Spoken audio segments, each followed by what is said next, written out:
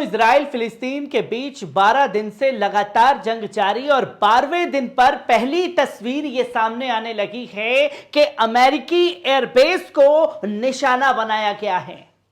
जो तस्वीर दुनिया के सामने है, जहां आज दुनिया को एक मैसेज जो बाइडेन द्वारा देने की कोशिश की गई, बेंजामिन नेतन्याहू के बराबर में बैठ करके गले से गले मिला करके हाथ से हाथ पकड़ करके यह बताया और हाथ ऊपर कर दिया कि भैया यह है सबसे बड़ा मजलूम,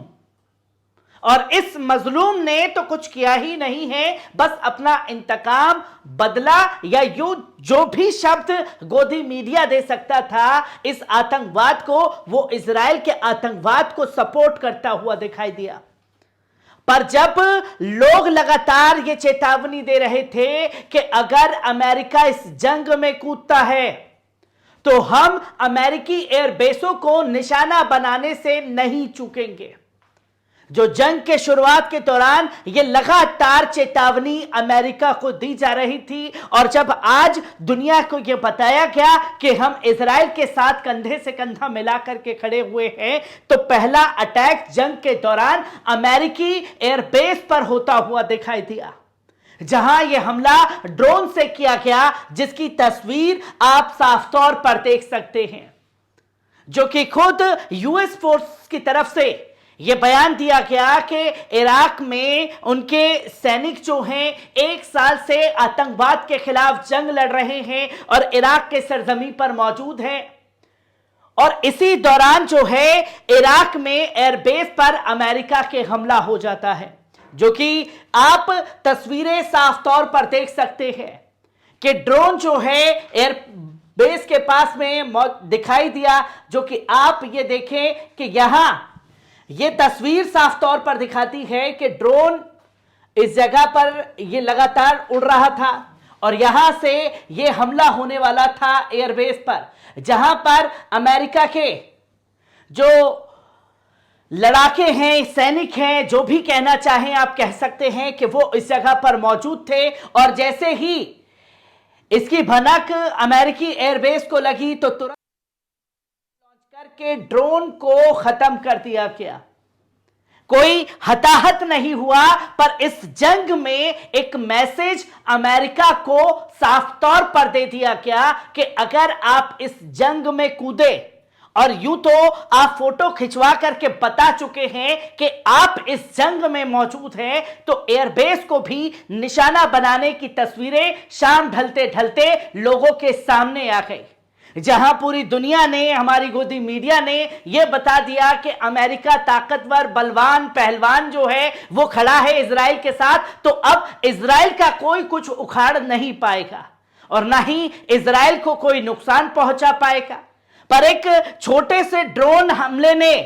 अमेरिका को भी चिंता में डाल दिया है और एक कड़ा मैसेज जंग के दौरान अमेरिका को भी दे दिया गया कि अभी आपने पहल की है तो आपकी, हमारी तरफ से भी पहल हो चुकी है। ये जंग की तस्वीरें जो है और खतरनाक हो सकती हैं, जो कि 12 दिन से लगातार चल रही है। अब लोग कहेंगे कि हवा हवाई बातें हो रही हैं, इंटरनेशनल मीडिया ने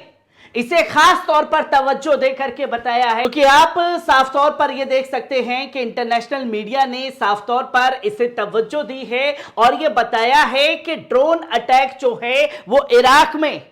अमेरिका के एयरबेस पर हुआ,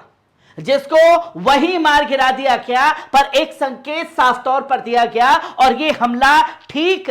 कुछ ही घंटों बाद होता है, जब इजराइल के द्वारा आतंकवादी घटना को अंजाम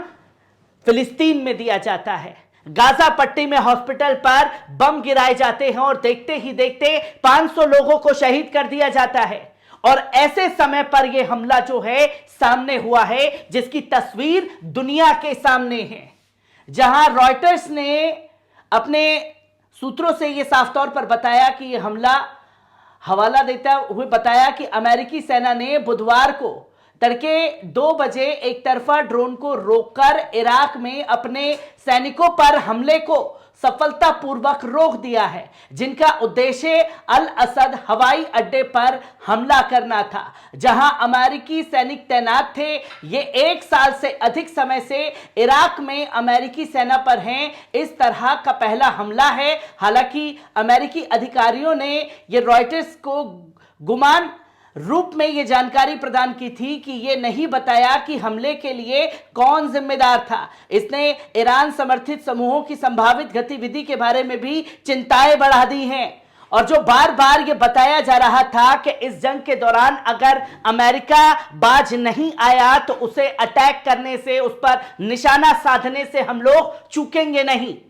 ये तस्वीर बयां करती है कि इस जंग में जिस तरीके से अमेरिका कूदा है तो अमेरिका को भी इसमें कड़ा नुकसान उठाना पड़ सकता है। जो आप देख सकते हैं कि ये इजराइल हमास के बीच चल रहे युद्ध के कारण पश्चिम एशियाई क्षेत्र में बढ़ते तनाव के बीच आया है। गाजा अस्पताल में विस्फोट के बाद क्षेत्र में अस्थिरता आने के कुछ घंटों बाद ड्रोन हमले को विफल कर दिया गया, और ऐसे समय पर हुआ है जब दुनिया का ध्यान केंद्रित है इजराइल के आतंक चेहरे पर। उस आतंक चेहरे को दुनिया ने देखा जो खुद को मजलूम बता रहा था, और देखते ही देखते 500 से ज्यादा लोगों को शहीद करने का काम किया गया है, जो तस्वीर लोगों के सामने है। और वेबसाइट ने यह भी बताया कि हमले से पहले के दिनों में ईरान से जुड़े इराकी सशस्त्र समूह ने धमकियां दी थी कि अगर अमेरिका ने इजराइल हमास युद्ध में हस्तक्षेप किया तो वो मिसाइलों और ड्रोन से अमेरिकी हितों को निशाना बनाएंगे। जहां इराक के बदरी संगठन ने यह साफ तौर पर कहा था कि अगर आप बाज नहीं आए तो हम भी आपके अमेरिकी बेस कैंप को निशाना बनाने से चूकेंगे नहीं। और जब अमेरिका ने आज खुल करके तस्वीर जो है वो दिखा दी, इजराइल के साथ है और अपने सैनिकों को गाजा बॉर्डर पर तैनात कर दिया, तो ये पहला हमला अमेरिकी बेस कैंप पर होता हुआ इराक में दिखाई दिया है, जो कि कताइब हिजबुल्लाह मिलिशियाई के प्रमुख अहमद अबू हुसैन अल हमीदी ने कहा कि हमारी मिसाइलें, ड्रोन और विशेष बल अमेरिकी दुश्मनों पर उसके ठिकानों पर गुणात्मक करने के लिए, इस लड़ाई में हस्तक्षेप करने पर उसके हितों को बाधित करने के लिए तैयार है। कथित तौर पर एक बयान में यह कहा गया था कि हम नहीं चूकेंगे अगर अमेरिका ने इस कदम को अंजाम दिया। इस स्थिति में अमेरिकी राष्ट्रपति जो बिडेन ने इजरायली यात्रा में जटिलता जोड़ दी, जहां वे हमास के खिलाफ युद्ध में इजराइल के खिलाफ समर्थन दिखाने का इरादा रखते हुए दिखाई दिए।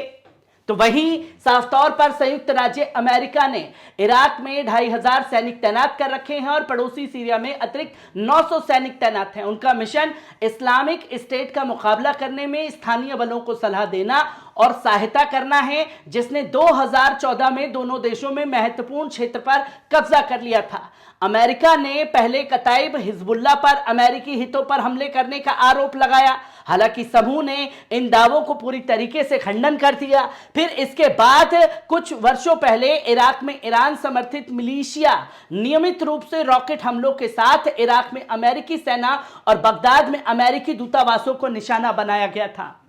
और यह जंग के दौरान की पहली तस्वीर है जब इस जंग में अमेरिका के एयरबेस पर ड्रोन से हमला हुआ है, और एक यह संकेत दे दिया गया है कि आपने अपने माध्यम से यह बता दिया कि आप आतंकी देश इजराइल के साथ कंधे से कंधा मिला करके खड़े हुए हैं, तो हमें भी आपको टारगेट करने से बाज नहीं आएंगे और आने वाले समय पर अमेरिकी एयरबेस पर ऐसे और हमले बढ़ सकते हैं।